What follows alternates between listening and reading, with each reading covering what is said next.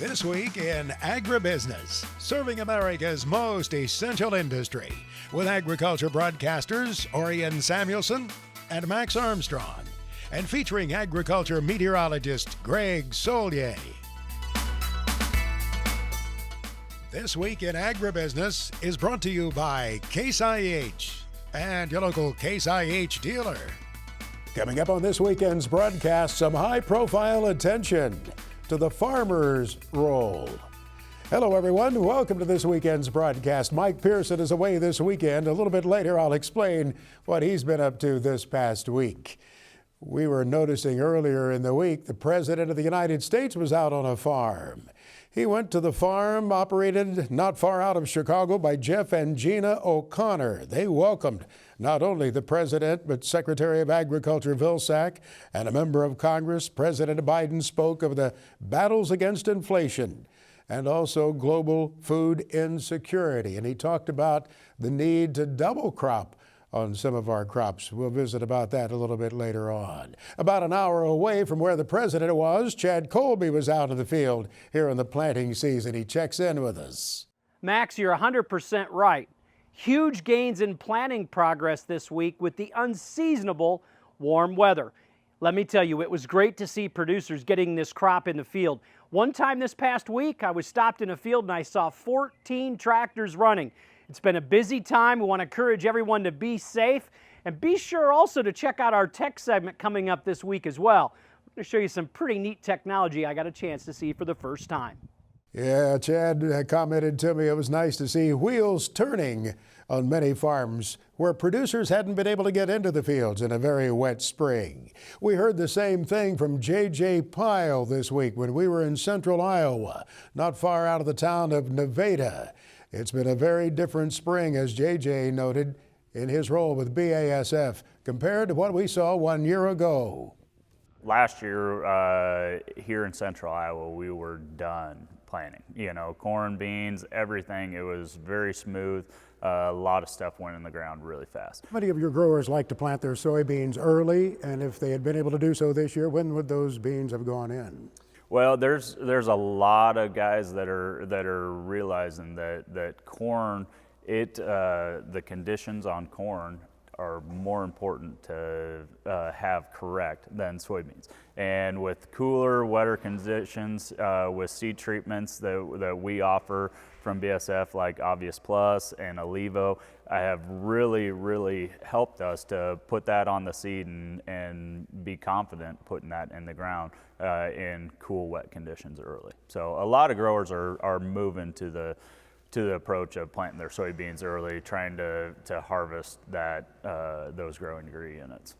So knowing the calendar sensitivity for corn at this stage right now, and what we haven't been able to do, will many of your producers, you think, prioritize corn at this point and then take care of beans, or do them side by side? I think that if their operations allow, they'll be planting both at the same time. Many of your growers, such as Longview, were swatted hard with the derecho almost 2 seasons ago.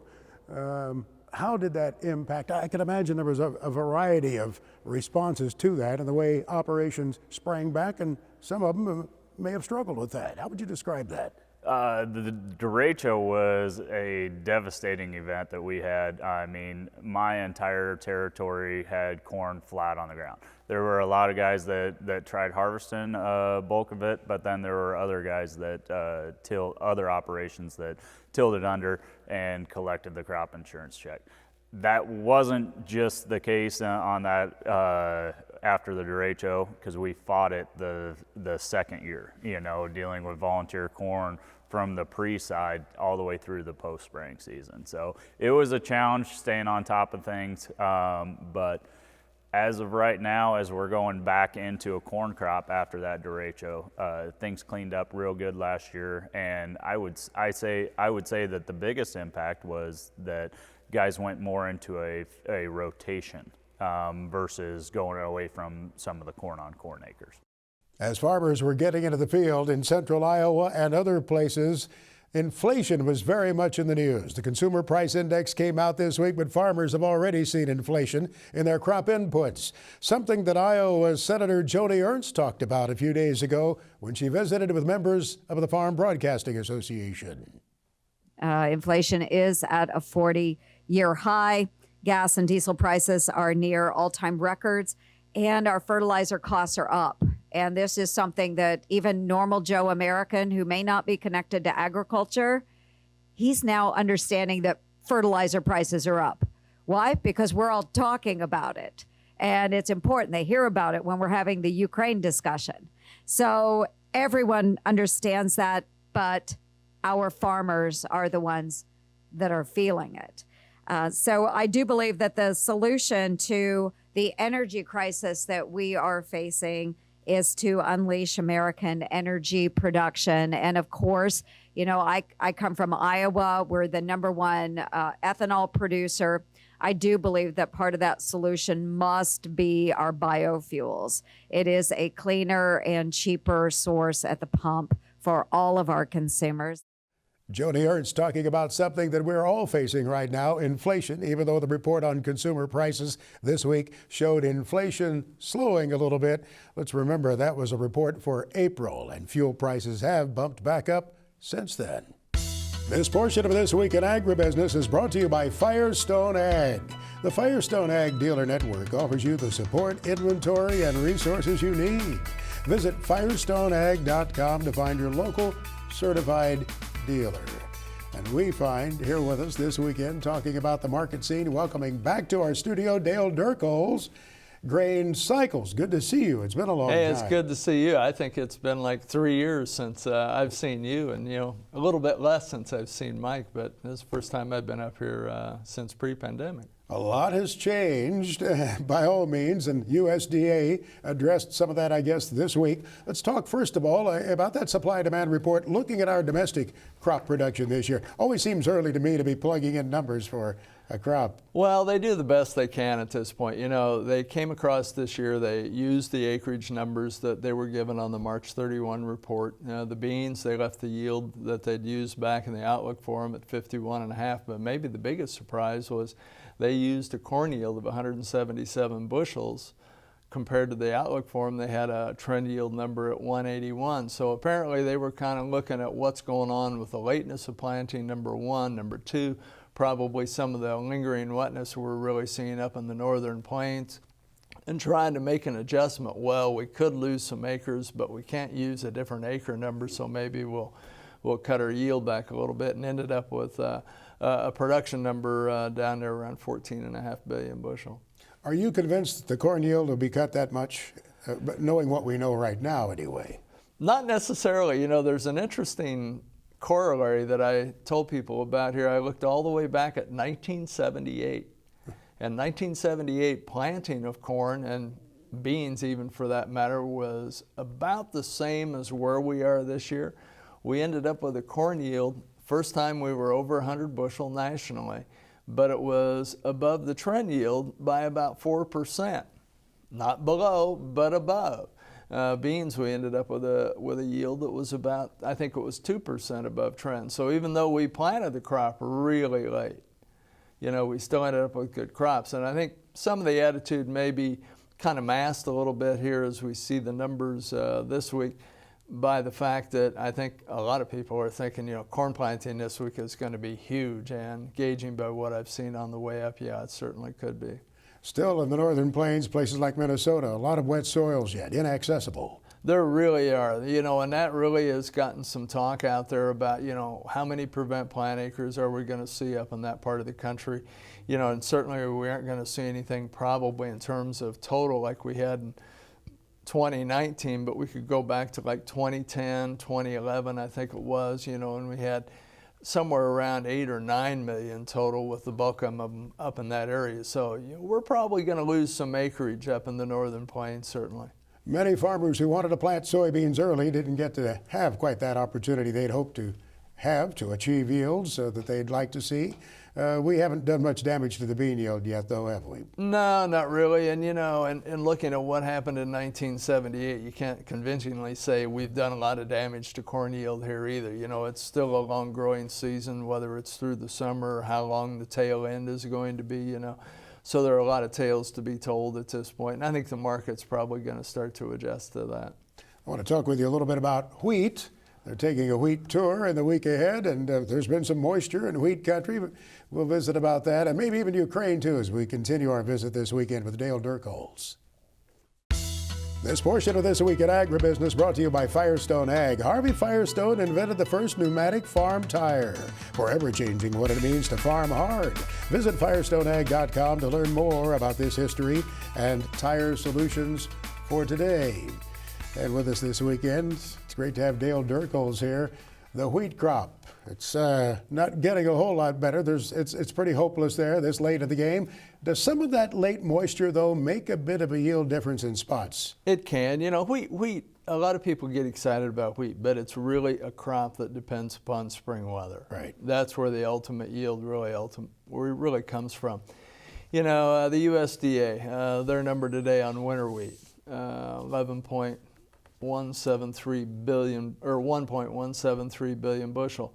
A little bit below what the trade thought, but the thing I stepped back from here and looking at the wheat themselves, last week the condition ratings were up just a little bit here. And I hearken back to a year that I kind of remember in my mind, 1996, and we had a wheat crop that looked dismal at the beginning. And we had condition ratings that were weak into about mid-May, and for whatever reason, slowly they started perking up a little bit, and we ended up with a decent crop. You know, this year they have a yield starting out here at about 47.9, so, you know, it's starting on the low side. Could it get worse? Yeah. Could it get better? Yeah, and so we really don't know, and I think the June report, when we get a little bit deeper into the progress of the crop and the development of the crop, will tell us more. But that's a market that has rallied nicely here in the month of May. But it's interesting, we seem to be having a lot of trouble, you know, when you look at the Chicago contract anyway. Anytime we get over $11, it seems to stall out. It's much like crude oil. Anytime we bounce back up above $100 a barrel, you know, the excitement seems to wane, and the market drive to the upside seems to stall. So I think it's going to take some convincing news for people to really get in this market and push it harder further. The USDA plugged in some numbers for Ukraine, but that has to be just a guess, right, of how that's all going to turn out? A wag? Yeah, it is. You know, it's interesting. You know, both the corn and the beans, the first production numbers they had for Ukraine were about half of what last year's crop were. There's a woman, there's actually a couple people over in the Black Sea that do a lot of work on Twitter, and you see some good stuff. And this one woman, she's with a commercial company out of Ukraine. She's living in Poland now, I know. But she implied here in a tweet roughly about a week ago, and she had some real detail of numbers that, you know, planting progress actually is doing reasonably well in Ukraine at this point. You know, and the biggest issue with Ukraine is going to be if they do have a decent crop, and it's going to be down from last year, no doubt. How do they get it out of the country? Exactly. And that's going to be the bigger unknown and the bigger problem going forward. When you try to rail it out of there, you've got to change gauge on the railroad. You got to sometimes transload it from one car to another. You know, a lot of innovation, as I was explaining to somebody, a lot of innovation can take care of that in a very short period of time, because you could end up having a situation and develop a structure. You put one car up on top and one car underneath, and you do a direct dump and down and go, and you don't have to really manually handle that grain a lot. So you don't know what they're doing over there. We don't hear a whole lot about it. In the last half minute, general guidance to growers here at this stage of the season. Boy, I tell you what, you know, the market, the beans have never got the enthusiasm they had going into that late February period, and seem to continually stall out. And the bean numbers that we have today are probably going to be that. Not going to be any serious weakness until we get the crop in the ground and people feel comfortable. But the corn, likewise. We got up over $8 on old crop, and the market just seemed to stall. We were up at 7.5 and seemed to stall. I think people need to look at getting some pricing done if they haven't. Appreciate it, sir. Thank you. Good to be here. Chad Colby's Look at Agriculture Technology comes your way next, brought to you by the IBM Watson Decision Platform. combining AI with Internet of Things data to help agribusiness increase yields, improve quality, and drive sustainability. Have you seen the video of airplanes being refueled in the air, where members of our Air Force are connecting planes, a tanker putting fuel into a jet? Well, there's a version of this for agriculture now, to get those crop inputs into the planter, to keep that planter going. Chad Colby has a look at that this week. You know, I love to talk about productivity on the farm, and especially with the high cost of our equipment nowadays, anything you can do to boost productivity is a big deal. One of the challenges has always been with the planter is we stop a lot, and maybe that's to load seed, maybe it's to load nitrogen or starter or other products you might be putting on during the planting process. And on the Wade farms, I can tell you they're no different. In the past, they've had mounted saddle tanks, they've pulled carts, but this year, Jacob went a completely different route, and he purchased a 360 sprint system from 360 Yield Center. You can see it right here. Essentially what it is, it's a modified side-by-side or UTV with a docking system, as you can see. It's got a 2-inch coupler that's all automated. It's got a 300-gallon tank. There's a Honda engine back there somewhere underneath. There's a control panel inside. Of course, you've got the couplers that mount on your planter.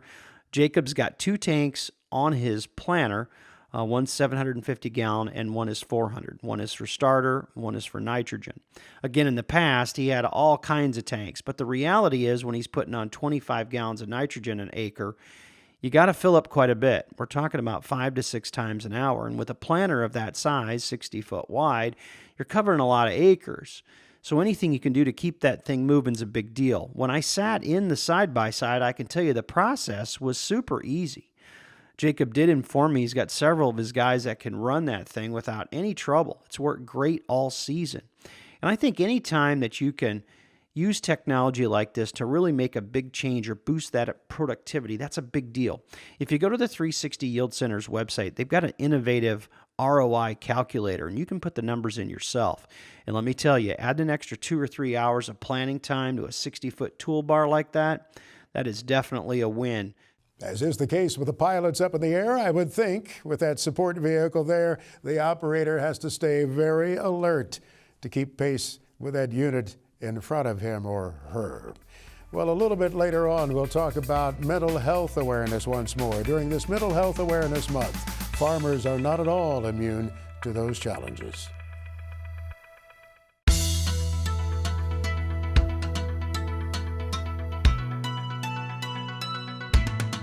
Welcome back to this weekend's edition of This Week in Agribusiness. While we struggle, some of us, in keeping up with the technological advances, they just keep on coming, and they improve our lives in a number of ways.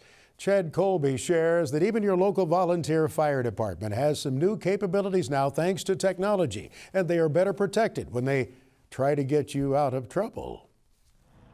Have you spent any time in your local fire department lately? Hi everyone, I'm Chad Colby, and recently I did just that, and I was amazed at some of the new technology that, quite frankly, I didn't even know existed. And one thing's for sure, like our farms and ranches, this technology is really changing the game. The technology in the fire service has greatly improved over the years. We've seen a lot of advancements in protective clothing. The protective clothing today has gotten much lighter. We've also seen cancer blocking particulate barriers built in the turnout gear as well, which is game changing. The fire gloves have gotten a lot lighter weight. We've also seen improvements in the dexterity of the gloves to allow us to do more things when it comes to rapid intervention training and operating tools and equipment. It was really impressive to try on those gloves, but trust me when I tell you, I wanted to see some of that new technology in the truck. And one of the things that's really revolutionized, kind of like our farms, is the use of cordless equipment. But some of this cordless equipment could, honest to goodness, save your life. So the advancements we're seeing on the extrication side are battery-operated hydraulic tools. So much like we see on the farmstead, the same thing is happening in the rural fire service. About 90% of the market today has gone to battery-operated extrication tools.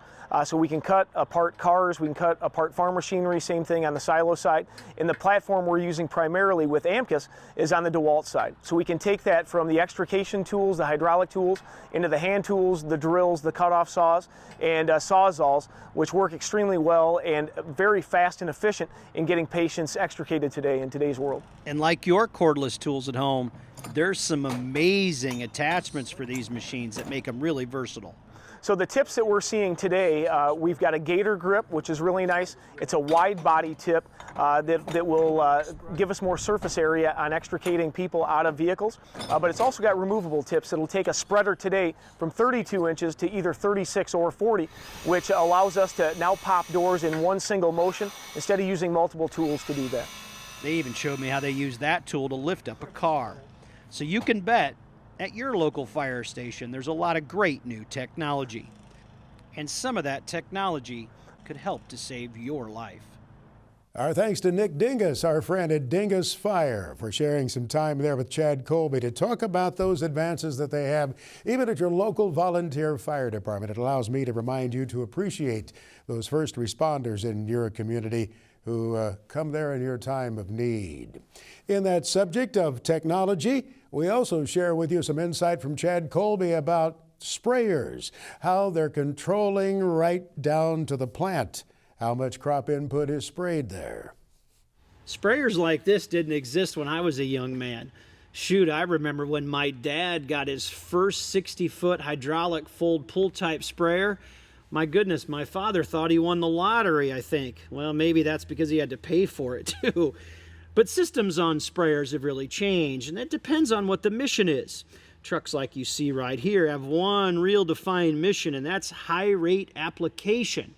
And when you see these machines go to the field, they're easy to spot because when you're putting on 40 or maybe 70 gallons per acre, you can visibly see the product very easily.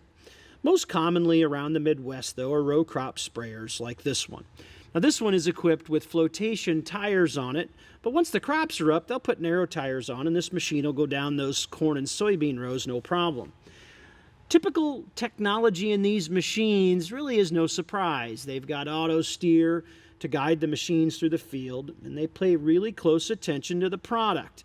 And there's a lot of sophistication around that as well. You can easily see in this display, shows exactly how much material is in the tank and the application rates. But the part of technology I want to share with you this week is what you see now in front of you, and that's the nozzle control.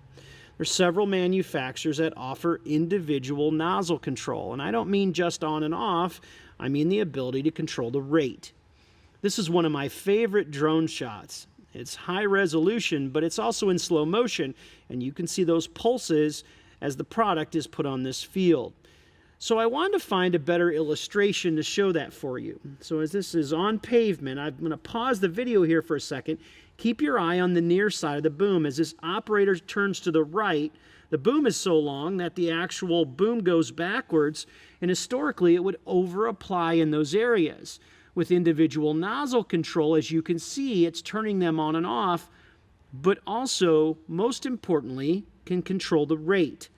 So this illustration here does that as well. Look on the inside. As the boom's going slower, it's got to apply at a different rate than on the outside where the boom's going faster. This is done with amazing nozzle technology. Any show you've been to over the last several years, OEMs keep talking about it, and the reason why is they're getting you ready for what's coming, and that's see and spray technology, where we take our individual nozzle control and we apply chemical just to the weed. So next time you're looking at a new sprayer or a different sprayer for your farm, take a close look at the technology, because there's some pretty amazing stuff right now. For This Week in Agribusiness, I'm Chad Colby. Pinpointing the application of that herbicide right to the plant, Chad says. It's in the best interest of all of us, not just the farmer, but in our environment too. There's more coming up on This Week in Agribusiness. We'll talk mental health next. This Week in Agribusiness, serving America's most essential industry, is brought to you by Case IH. Welcome back here to this weekend's edition of This Week in Agribusiness. This is Mental Health Awareness Month. And every weekend this month, we're sharing some insight from our friend Adrienne DeSutter, who consults with fellow farmers. She's on the farm at Woodhull, Illinois. And as we visited, we talked about the fact that farmers are tough. Indeed, they have to be in this business. But sometimes they need to open up with others about the challenges they face. To be a farmer, we need to have some of that toughness, but we need to realize that toughness means doing hard things. And doing hard things sometimes means acknowledging that we've had enough, or reaching out for help. Those are tough things too. We need to make sure that we're paying attention to that. I think that one of the best things we can do to combat stigma is just showing each other, just getting a little vulnerable, that those things are okay. Whether that is sharing something on Facebook or Twitter, sharing someone else's post about a tough time that they had. Maybe you're okay in a conversation to say, yeah, I had a tough day today. When someone asks you, how are you? We're real quick to just say, oh, I'm fine. But maybe really answer, yeah, me and the spouse had a little spat this morning, or the kids were really needy this morning. Whatever it is that shows that we all experience stress, it's okay to just talk a little bit about that. It's not always airing dirty laundry. I'm not talking about going into detail about every issue that you have, but just being a little vulnerable and showing that, hey, I'm going through a tough time, can show that someone else that same exact thing, that, oh, I guess I'm not the only one that is frustrated with their children or frustrated with something going on the farm this morning. That vulnerability can be really powerful.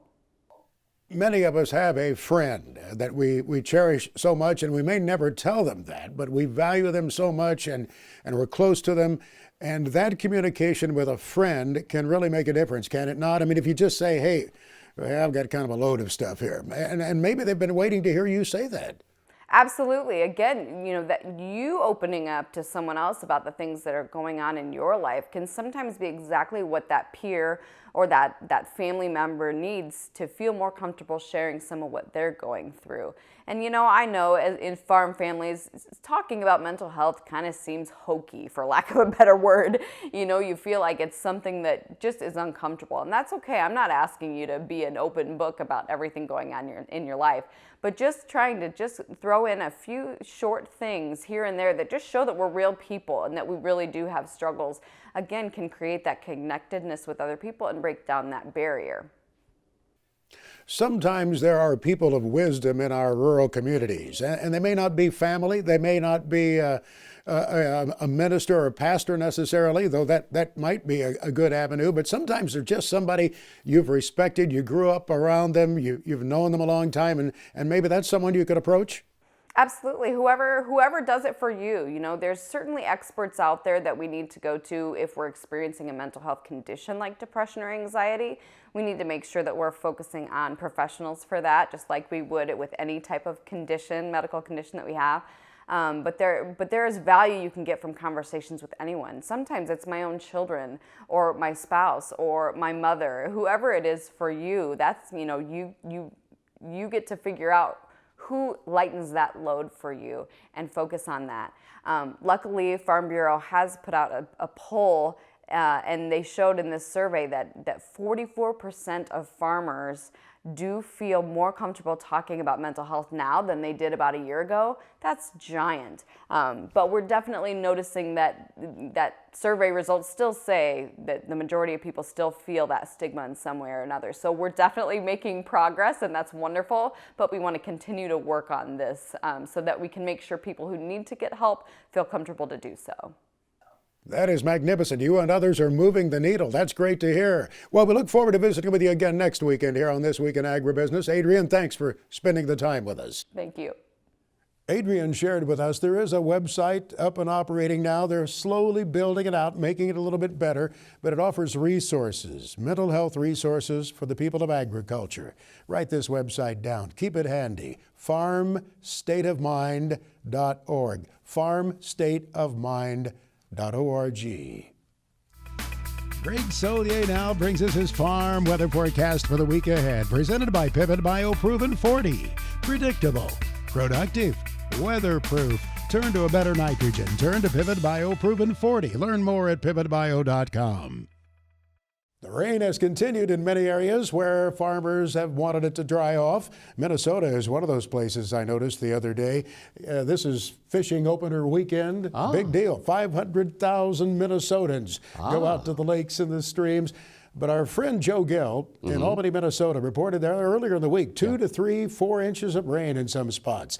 Farmers can't get in with weather like that. Nope. But recall months ago the dryness, the drought. So at the same time, nice to have those levels come on up.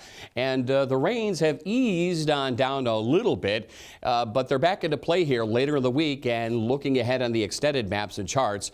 In the meantime, in the Pacific Northwest, where we've had drought improvement, Cascades and points on westward, modest improvement into parts of eastern Big Sky country and the Dakotas. It's still kind of a cool to cold looking up air pattern, series of disturbances moving in through this main trough position. So the moisture pattern continues on. Crop growth and development a little slower than we'd like to see. Though there's heat, but not here into the Pacific Northwest, northern plains. We do get a little spike in temperatures again. We've been up and down and helping to generate some degree of rainfall and maybe some severe weather potential again.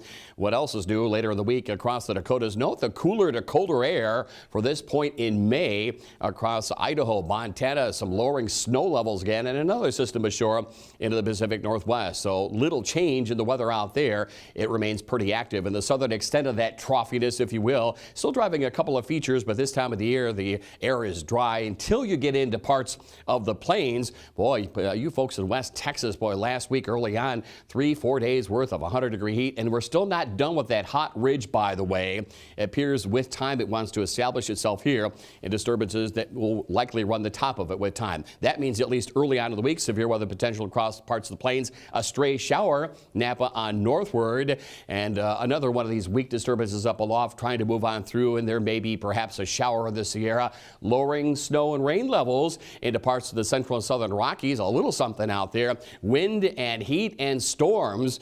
How about those downpours and the hail? Max, you get those downpours and you just can't get that rain all at once to percolate on in, so no substantial drought improvement there. Frankly, I was a little bit surprised that there wasn't more severe weather in the past week with those extreme temperatures. I thought maybe there'd be a little more. Yeah, we thought so too, but again, temperatures up aloft were fairly warm for the time of year, and you wanted to know how it got so hot, and with obviously the moisture of the ground with some of these triple-digit heat index values last week. Compressional warming, you take a gas, you folks know this in the mechanics business, you warm it, you compress it, and that's the end result, at least atmospherically speaking. It happens the same way, and had some of those record highs last week. But we needed the dry time of the heat across a wide area of the Corn Belt. 1 week system on through here. Cooler, drier Canadian air moves on in. Note this boundary setting up across the high plains areas. We tap into Gulf moisture, begins to work to the north and northeast. Jet stream winds ride along it, and these storm clusters, recall the term ring of fire, that gets going across the plains and western Corn Belt mid to late portions of the week, and could be something that takes us well into, by the way, the month of June. And yeah, some temperance of the heat somewhat, but it's really back into play over Oklahoma, Texas. And if we can bust that atmospheric cap, again, it can be warm, relatively speaking, up aloft. We may generate a couple of thunderstorms here. Downward trend on temperatures, desert southwest, the warm across the Gulf Coast, southeastern states. Things are a hopping and a popping there growth-wise. And again, 1 or 2 or 3 strong storm clusters. This time of the year, you don't get organized rains. When the rains come down all at once in a couple of spots, we'll see that through parts of Texas, Oklahoma, and Kansas. The heat into the Mississippi Valley, and slightly cooler air into the desert southwest later in the week. Well, you mentioned Oklahoma and Texas. Slowly, are we making some progress in bringing down the drought levels there? We are. You know, we talk about gradients, changes of temperature and wind and pressure. Haven't seen such a gradient of soil moisture in those southern plains areas. Too wet eastern Oklahoma, and east from there too dry. The drought from Oklahoma City on westward, and quite just a short distance of that change in soil moisture across the southern plains. A couple of showers into the northeast to New England, cooler, drier, far more comfortable air across the Corn Belt into the middle and late portions of the week. But again, there's heat building back in. It'll serve up a couple of thunderstorm clusters, the Ozarks into the southern Corn Belt.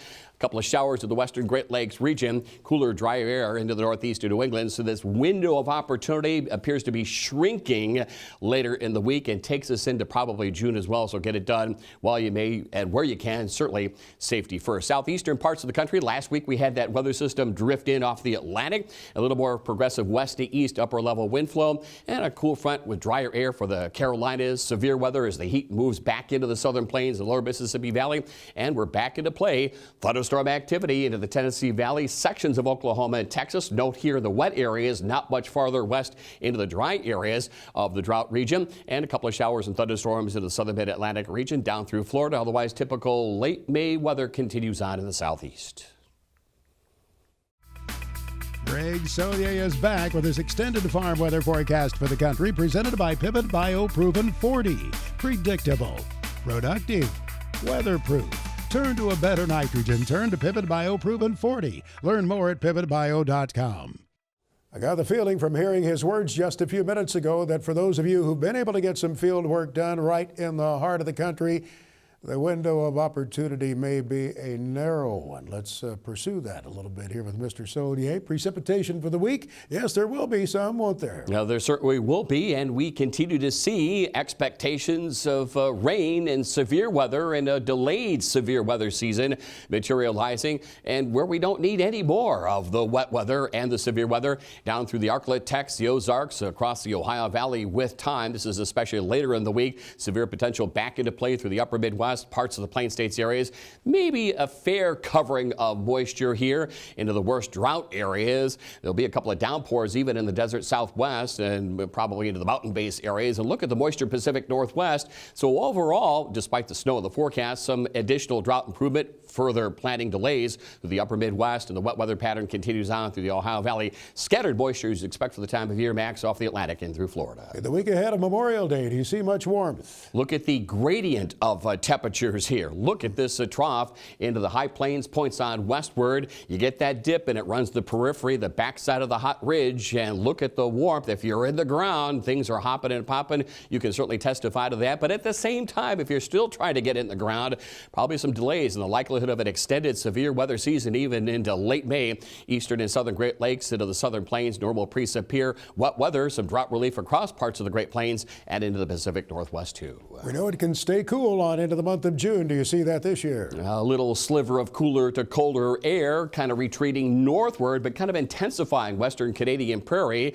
Look at the warmth, the flat ridge here over the southeastern half of the country. Jet stream winds more southwest and northeast. Weather systems move along with the storm clusters. You can tap into those upper level winds and bring down momentum and wind and hail and the whole 9 yards of severe weather even in through June for the plains. Much of the Corn Belt normal precip here. Dry through Texas. Moisture is appreciated in the Pacific Northwest. Will the cold retreat at all in that first full week of June? Again, relative to the time of year, the cool to cold air lays out like this. Slow crop and growth and emergence and all that stuff through the upper Midwest. The heat's there, southwest, southern plains and the southeastern part of the country. But note how the jet stream is fast to east and still generally dipped across the Missouri Valley and points out of the east. And so the likelihood of not every day, but some mention of showers and thunderstorms, heavy and severe, and pretty good coverage here. Wet weather continues on through the northern plains and Pacific Northwest.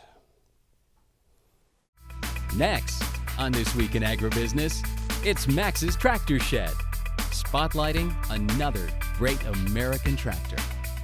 At Max's Tractor Shed this weekend, it's an Alice Chalmers. A almost 70-year-old Alice Chalmers, and the young man will grow into it, I'm sure, in a few years.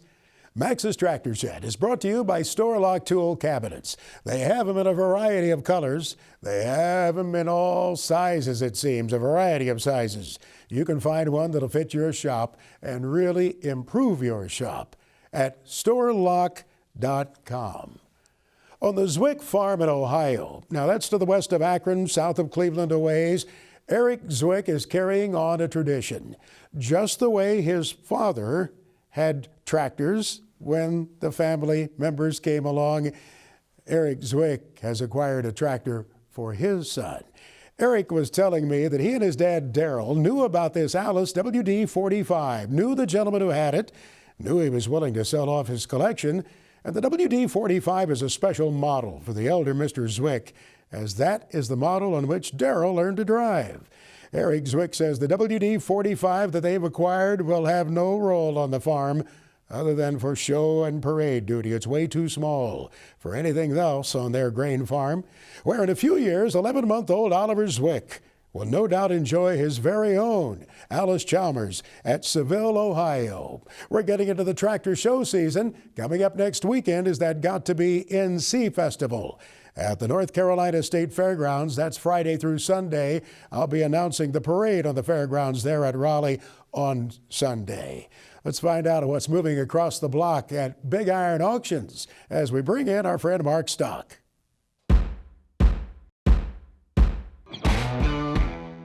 Well, Max, our auction on May the 18th features over 1,700 items. The quality equipment keeps rolling in, and this time check out the SK Salt Creek LLC auction in Edgerton, Wyoming. A 2013 Komatsu D65 WX17 dozer with a ripper will be selling. This machine has 4,374 hours. There's a 2011 Caterpillar 420E Extendaho with 5,604 hours. There's a 2017 Komatsu PC210 LC11 with only 682 hours. This machine has got the hydraulic thumb. It's something special. There's a 2018 Case SR270 skid steer with only 80 hours. Plus there's a John Deere 670A motor grader. Also selling, Merle Rig retirement sale in Kearney, Nebraska. His auction features a Magnum 7130 mechanical front tractor. Plus he's got a rare find, an International 165 3-point hydraulic rollover plow. Dan Barrett is retiring from Kimball, Nebraska. He'll be selling his 2012 Titan 24-foot long gooseneck livestock trailer, plus a 2004 Freightliner FL70 business class tandem axle truck with a grain box and hoist. Max, every time we think we've seen record prices, the following week more record prices are established. The market's really, really hot. Great time to be selling quality equipment.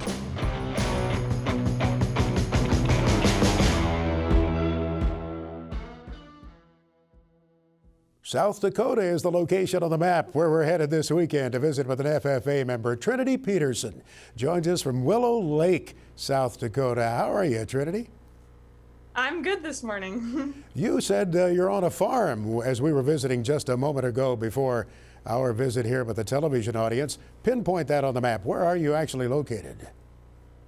Yeah, so my family farm is about 15 miles north of Willow Lake. So I actually live a few miles off the farm. My family has an acreage where we have some cattle up here, but my dad works on our family farm, and where they farm the land and they plant and all that, and we do crops, and then they also have cattle.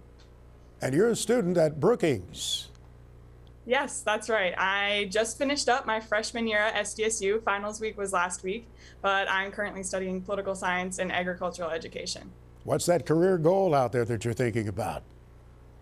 I really want to go into teaching. I originally started college and I really wanted to go to law school, but after serving as a state officer, we did a lot of interactions with FFA members and chapter visits, and I realized I really loved being in the classroom and working with students. So that really instilled my passion that I didn't really realize I had. So I'm really excited to hopefully go into the teaching field. A passion you didn't know you had. That's the thing about FFA in so many instances, isn't it? That member really finds their way. They decide what they want to do through the exposure of FFA. Absolutely. I mean, my advisor pushed me to try so many different events that I never would have thought I'd have an interest in.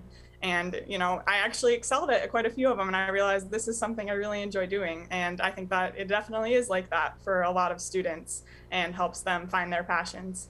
As the state sentinel for the South Dakota FFA, what do you do in that role? So I actually just retired at the end of April, but when I was serving in that role, we did basically, we are the face of FFA in South Dakota is a big part of it. So lots of public outreach, like I said, those chapter visits, but also all of the behind the scenes planning that goes into every event, from picking themes for our events to just making sure all the work gets done so we can have good events for our members. Well, I'm sure it has trained you well. Good luck to you in your career. Thanks for joining us, Trinity Peterson in South Dakota.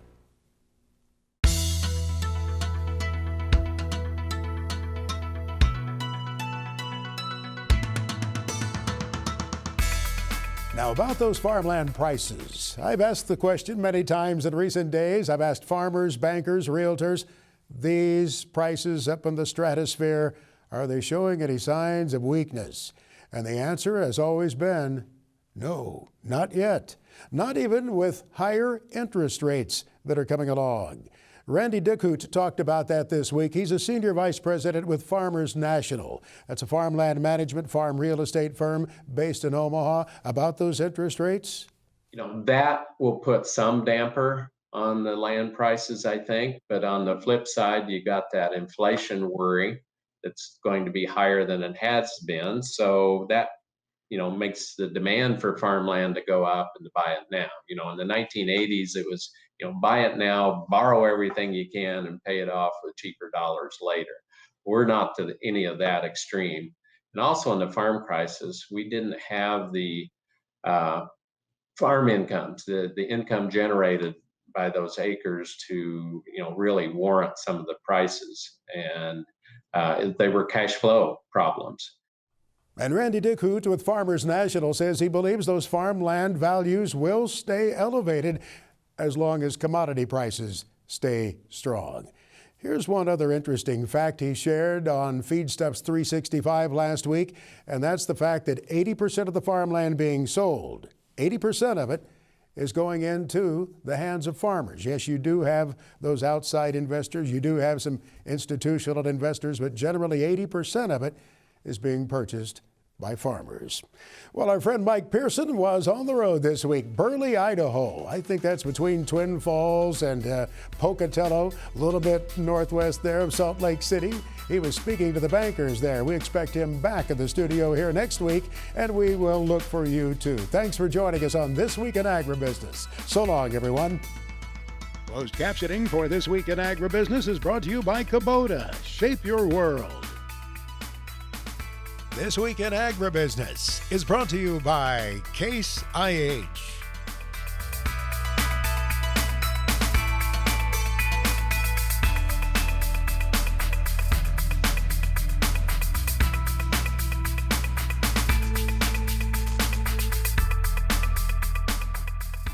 This Week in Agribusiness is produced by Omax Communications in association with 22 Creative Group. We invite you to visit us online at agbizweek.com.